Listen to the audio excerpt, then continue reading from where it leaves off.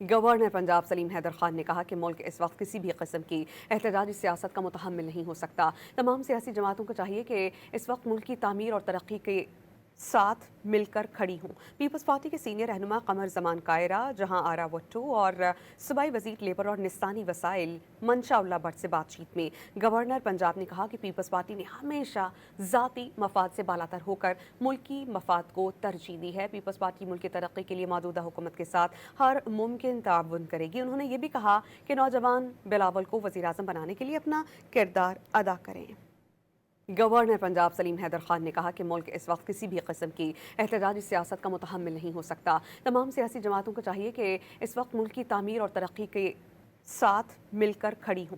Peoples party के senior रहनुमा कमर जमान कायरा, जहां आरा भुट्टो और सूबाई वजीर लेबर और निस्तानी वसाइल मंशा उल्ला भट्ट से बातचीत में गवर्नर पंजाब ने कहा कि पीपल्स पार्टी ने हमेशा ज़ाती मफाद से बालातर होकर मुल्की मफाद को तरजीह दी है। पीपल्स पार्टी मुल्क की तरक्की के लिए मौजूदा हुकूमत के साथ हर मुमकिन ताउन करेगी। उन्होंने ये भी कहा कि नौजवान बिलावल को वज़ीर आज़म बनाने के लिए अपना किरदार अदा करें।